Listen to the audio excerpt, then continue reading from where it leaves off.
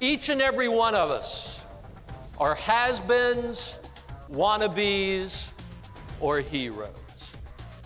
So here's the question. Which one is it for you? More important, which one do you want it to be? See, here's the news. You can be a has-been today and a hero tomorrow.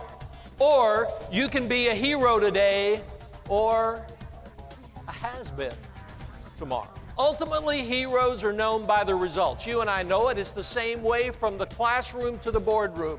Doesn't matter if you're on the tennis court or if you're in the district court. We are ultimately judged heroes by their results.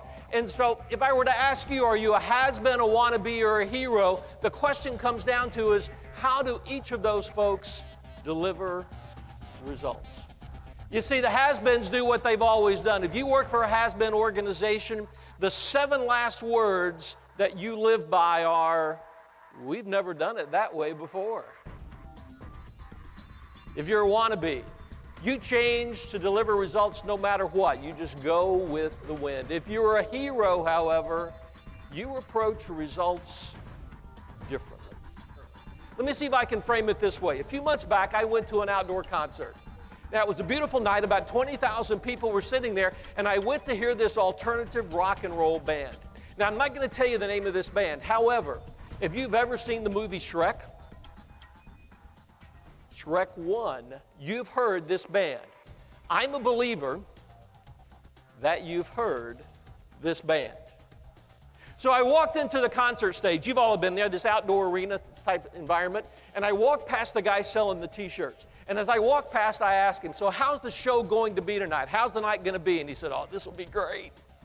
So there's only 20,000 people here. We didn't bring a lot of product. Beautiful night. We'll sell out halfway through the show. So I went on in, listened to the music, and I'm walking out right before the end of the show. I noticed the guy, and he's packed up everything, about half of the stuff that he had. And I said to him, so how was the show tonight? And he said, man, this audience stinks. Really, he used another S word. Stinks is the one that's probably more appropriate here. And I said, really? He said, yeah, they didn't buy anything. So I asked him, I said, so you think it had anything to do with the fact that your lead singer forgot the words to your most popular song? You think it had anything to do with the fact that not only did he forget the words, he was drunk and pouring beer on the sound monitors, cursing at the crew, which the guys in the back just cringed whenever I said that. You think it had anything to do with the fact that the band forgot songs and had to start over 3 times? And he said, no, this audience stinks. So I went on out. 2 weeks later, I'm back in the same venue. There are not 20,000 people there. There are about 250 people there. The reason there's 250 people there is it began raining that morning around 8:30 in the morning. It stopped raining that night at 7:30. And at 7:45, Herman's Hermits took the stage. Now, here's a quick question. If you know who Herman's Hermits is, please raise your hand, look around the room, realize you're the older people. Because a couple of people are now looking at you and go, who? So Peter Noon comes bounding out to the front of the stage and says, it's wonderful to be here in front of 20,000 people. 250. Raincoats, umbrellas, slickers. And over the course of about an hour and a half, Peter Noon proceeded to give the show of a lifetime. And at the end of the show, 250 people lined up and bought everything he had.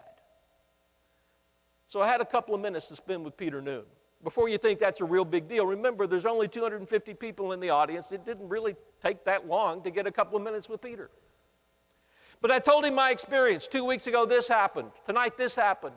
250 people bought everything you had. What's the difference? Here's what he said. Some of the bands out there haven't yet learned that it's not about them. See, I think that's the way it works for us too. If we're going to be the hero that delivers the kind of results that we need, we have to figure out that, yes, our results are important, but do your customers really care about your financial results? Truthfully? No. You have some constituents that do, obviously, because they're wanting you to return the money. But for the most part, the customers that you serve, the military professionals and family members that you serve, don't really care about your results. They expect that to be a given. If we're going to be the heroes that we want to be. We have to deliver amazing results to customers. And here's what we've learned over the years. That customers are basically asking three questions. They want to know why you, in a world of competition where they can go outside the gate, go on their smartphone, go on their Facebook page, go anywhere they want to be. They're wanting to know why you, why now, what makes you relevant. And even if they don't use all those Facebook apps and funny things that they do on their smartphones, even if they don't do any of that, they want to know that you have it, because if you don't, you're not relevant anymore. And the key to delivering those kind of results, to staying relevant to the customers that we work with, ultimately comes down to culture. It's in your strategic plan. It's one of your strategic goals. But ultimately, here's what we've learned over the years. And folks, I've been doing this a long time. This right here, it's real. It's not painted in for effect or anything. Here's what we've learned, is that the compelling culture is the difference, the thing that sets you apart in a world where products and services are basically interchangeable. I can do business with you, with you, with you. I walk outside the gate, there are 5 different places I can go to buy what I go to buy for you. So it ultimately comes down to the culture.